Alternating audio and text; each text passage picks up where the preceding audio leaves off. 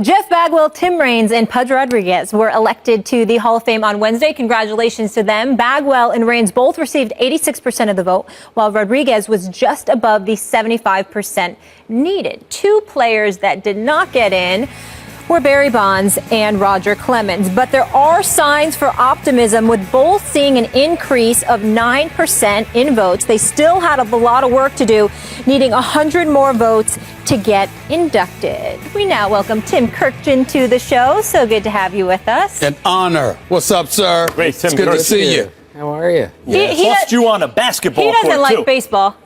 Huh? I said he doesn't like baseball. Yeah. I love basketball, too. Yeah, good Yes, play. you do. Yes, you do. Yes, you do. I'm going to start with Max, though. Yeah. Max, will Bonds and Clemens get into the Hall of Fame? Bond should already be in. Clemens is a borderline case. And this is very easy. I don't know why so many people struggle with this. When you have a sudden and dramatic change in your physical appearance, and that is coupled, especially at an age where you're supposed to be in decline, with a sudden and dramatic increase that can otherwise not be explained in your offensive production. In other words, you didn't change ballparks or anything like that. That's when you know in the steroids era, they started cheating. I mean, that's when you know. Clemens was eventually busted. So when did Clemens start? Well, it seems pretty obvious that by the age of 33, he seemed to be in decline because of injury and other things. And then all of a sudden he goes to Toronto and not only wins back-to-back Cy Youngs, Tim, but back-to-back pitching triple crowns. Right? So it's kind of obvious that if he wasn't already, that's about when it started. But I would say Clemens was already a borderline Hall of Famer. And given the fact that pitchers can have renaissances mid-career and kind of be some kind of approximation of their former selves, I would say Clemens is a borderline case. Barry Bonds, by the time he started, which I can also tell you for certain, I mean, in my own mind, at the age of 36, when he hit 73 home runs and had an on-base percentage over 500 and a slugging percentage close to 900, that's when it started. But by that time, Bonds was already one of the 2 or 3 greatest left fielders who ever lived. A guy like Sammy Sosa is a total creation of the stuff. At the age of 29, goes from a guy who no one would ever confuse with a Hall of Famer to Babe Ruth. It's pretty obvious when they started doing it, and the question is, were they Hall of Famers at that moment? Yes or no? Bonds, yes. Clemens, borderline. A guy like Sosa, no. I'll let you go. That was really impressive, by the way. Dan Shaughnessy of the Boston Globe, our pal, has written before, if you shoot 31 on the front 9 and you cheat on the back 9, you're disqualified for the entire round. Which makes me wonder about this thought that he was a Hall of Famer before he cheated. If we're keeping him out of the Hall of Fame because he's a cheater, it really shouldn't matter when he cheated. He cheated, and therefore he shouldn't be in. That's the way people look at it that way. I totally agree with you that Bonds was a Hall of Famer before he did this. I think Clemens was also. I have voted for both of those guys every year that they're eligible. Barry Bonds is the greatest player I've ever covered in the 37 years. There really isn't a close second. That's how good he was. Roger Clemens is the top 5 pitcher of all time. There's almost no way around that. When it comes to the greatest hitters ever, it's Babe Ruth, Ted Williams, and Barry Bonds. That's the list. And I don't think there's a fourth that goes in with those 3 guys. So that's where we are in this. And yet these guys made a push this year to get to the mid-50s. I thought they were getting to the 60s. Percent of the vote. Right. But you get into the mid-50s after 5 years on the ballot, and you have 5 years left.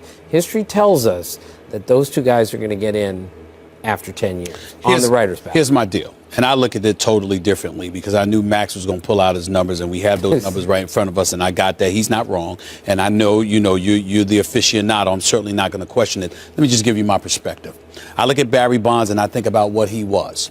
I also think about what instigated the purported steroid use. They talked about the Game of Shadows, the book. They talked about the excerpts, and they talked about how essentially Barry Bonds was 30 and 30. 30 home runs, 30 steals, doing what he was doing, perennial gold glover, et cetera, et cetera. And what happened? He got jealous because of the shine that was being aimed in the direction of Mark McGwire and Sammy Sosa. So what he was saying was, look at what I'm doing.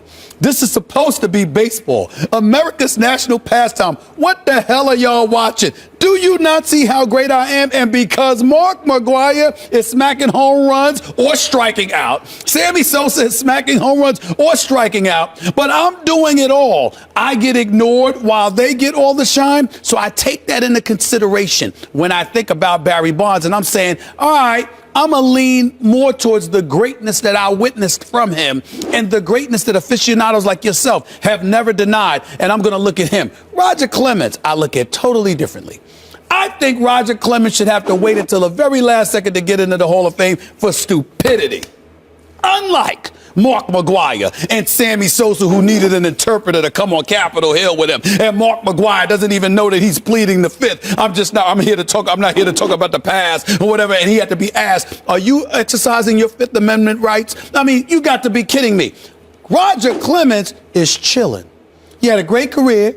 Had 354 wins. You're chilling. Nobody's bothering you. And you dared everybody to call you up on Capitol Hill. I mean, just idiotic. And that's a bigger issue to me, because if you invite that level of scrutiny unnecessarily, in my estimation, that makes you an idiot. I want to get back to the point about the cheating. Like, if you cheat, then if you cheat on the back nine, it doesn't matter what you did on the front nine. That's not the way I look at it, because players have cheated since, time immemorial. The first corked bat was Babe Ruth's. He tried to cheat. My issue is not with the attempt to cheat. I mean, Gaylord Perry, has a book about the spitball, right? And that's how he got in the Hall of Fame. And he admits it, wrote a book about it. No one begrudges him his Hall of Fame status.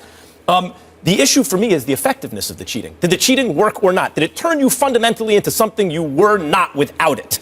And the answer, unequivocally, for Sammy Sosa is yes. For Mark McGwire is yes. He was a great slugger early in his career. He was in decline, and then he became far greater than he would have ever been without it. Same thing with Sosa. For Barry Bonds, he also became something fundamentally different, but by that time, he was a Hall of Famer. He was already that. So my issue is not with the fact he cheated. My issue is, did the cheating create a Hall of Fame career or not? No for Bonds, yes for Sosa and McGwire. I'm a little hazy on the whole cheating thing. I asked Bobby Valentine once, really smart baseball guy, and don't let anyone tell you different on that. I said, is scuffing a ball cheating? He said, yes. I said, is sticking a needle in your butt cheating? He said, yes. I said, is sticking a needle in your butt a bigger cheat? He goes, absolutely not. When you scuff a baseball and you know what you're doing, you almost guarantee success by doing that. When you stick a needle in your butt, you don't guarantee anything when you do that. That was his point. So there are different forms of cheating. You cork a bat, you scuff a ball, you deceive an umpire by pretending that you get hit by a pitch when it hits the knob of your bat instead of your hand, like Derek Jeter did once. People were outraged that he would do that. Oh my God, he did something dishonest. This, unfortunately, is how baseball has been played for 150 Tim, years. There's a big you do difference. Anything you can to get an advantage. But wait, Tim, I reject and there's that line a of thinking for gigantic this difference reason. between putting a needle in your butt and deceiving an umpire or scuffing a ball. I'm not disputing. Right. I found someone in the game that told me scuffing a ball is a bigger cheat than putting a needle in your butt. I was surprised to hear that. But there is a mountain of evidence here. There was a PED era. We know where that is, and offensive numbers were through the roof. Like, it had a definitive effect in a positive sense, especially for offense. That happened. Corking bats, didn't seem to work. Right, the steroid era was unbelievable. Go back and check that 99-2000 season again. Just go look at those. Attendance and ratings, too. 1999, team scored 20 runs in a game 9 times that season. It happened 5 times in the decade of the 60s total. And it happened 9 times in 1 year. That's how many runs were being scored during the steroid era. Last quick question. Bud Selig, the commissioner, inducted into the Hall. He oversaw the whole steroids era. What about those who make the argument, if he's in, how come the players can't be in? Yeah, I was amazed how many people made that argument. Baseball writer friends of mine, good baseball writer friends of mine. I'm sorry, I don't see the connection. Neither do I. Yet, people are making that connection, and now with Pudge Rodriguez suspicions, first ballot, Mike Piazza's suspicions in last year, Bagwell suspicions in this year, how can that not help Bonds and Clemens moving forward? We shall see. Tim, we know it's a very busy day for you, so appreciate you making time. Good having you with us. Thank you. He sprints for a first down, runs through a bear, and Adrian's gone. He's inside the 30. 20, 15, 10, 5. Touchdown! He splits the defense, and he's loose. Adrian's inside the 30, 20, 10. Goodbye, baby! Touchdown! I step into the end zone.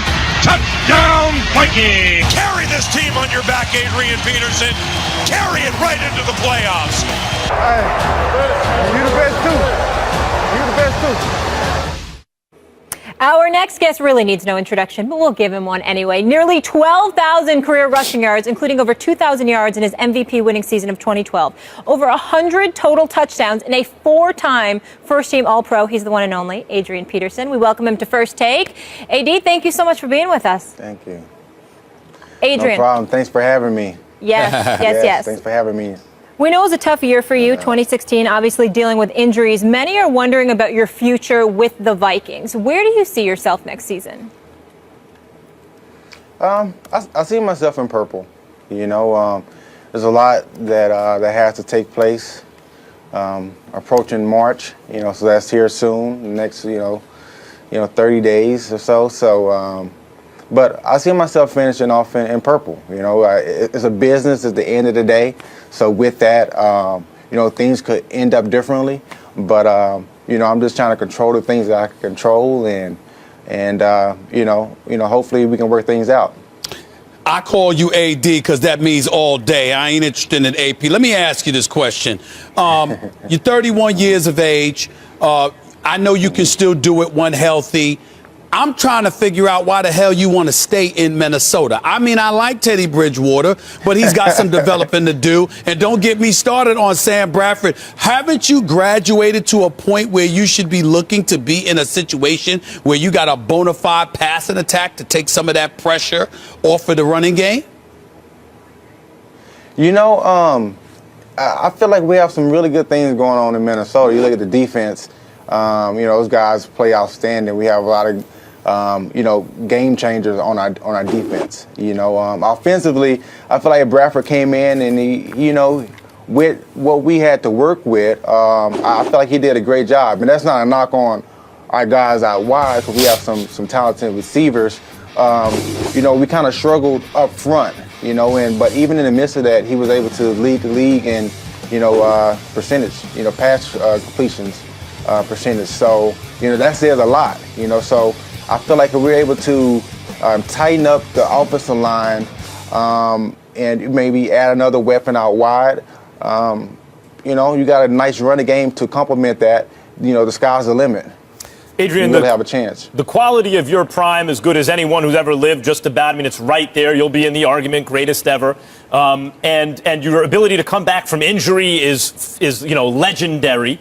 But 30 seems to be the expiration date on running backs in terms of their prime, their elite production. And to Stephen A's point, Minnesota, in addition to everything else, they don't exactly run block well on the offensive line. No one was getting a lot of yards per carry, including you, before the injury.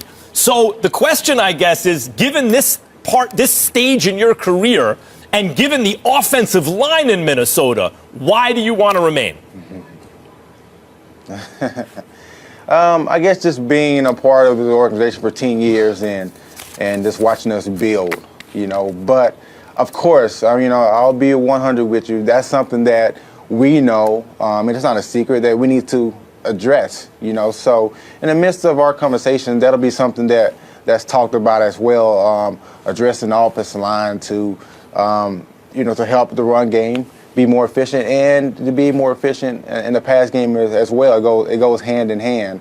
But yeah, so those discussions will come here soon. Wherever you are, whether it's Minnesota and they improve the offensive line, or you go somewhere else where they block better for the run, how much do you think you have left at your age with your injury history, and yet the ability of recent years when you've been on the field? How much left do you have? How many years at a high level?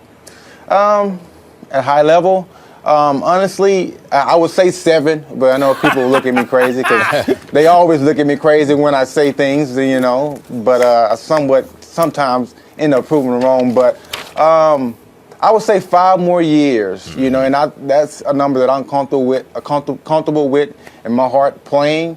And it has a lot to do with just being around my kids more. Is the reason I say 5, but I definitely have 5 strong more years. You think 5 more years of being Adrian Peterson, or being some approximation of Adrian Peterson?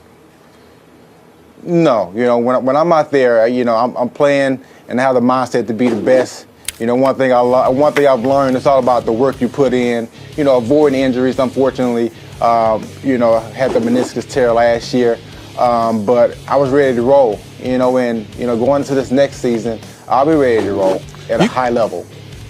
Adrian, you're going to have about an $18 million cap hit next season, which is by far the largest of any running back in the NFL. Who knows what the Minnesota Vikings are going to decide to do? I remember more so than a year ago, people were talking about how, you know, you had fantasized about being a Dallas Cowboy. I don't know why the hell that would be the case outside of the offensive line. But nevertheless, they were saying that. I know you're a little biased. That's right. Clearly, they don't need a running back now because they have Ezekiel Elliott. If you have to entertain the possibility of Minnesota deciding to move in a different direction, what's going to be the criteria for you to decide where you're going to end up? Because we obviously know you ain't quitting. You're going to want to go somewhere. And there are a lot of people out there that don't believe you'll be in Minnesota next year strictly due to the numbers. Wow. You know, if that doesn't happen, you know, and I've earned my way up to the 18, by the way, let me say that. Yeah. But if it doesn't happen, a place where, you know, me and my family, we're comfortable. Just the opportunity to compete for a championship. You know, that's one goal that, my main goal that I want to accomplish is go somewhere where I can, you know, win a championship. So with that, you know, I know having a good defense, you know, so a team that has a good defense, a good offensive scheme as well, and, you know, a great coaching staff, because that really helps. And who needs a running back. Players and a as chance, well. a chance to compete for a Super Bowl. The New York Football Giants, Molly. Yeah, sounds good to There's me. a couple teams out there. Adrian, There's a couple teams out there that I thought about, you know, but New York is one of them that popped up. Tampa Bay, you know, a lot Keep of going. teams. Houston, Yeah, we want to hear. would be a good Okay. spot. Keep going. It's all right. Any others?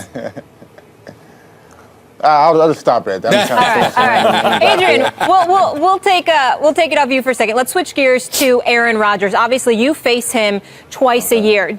We've had a lot of debates on the show if he's the best quarterback in the game, Tom Brady. Do you think he's the best?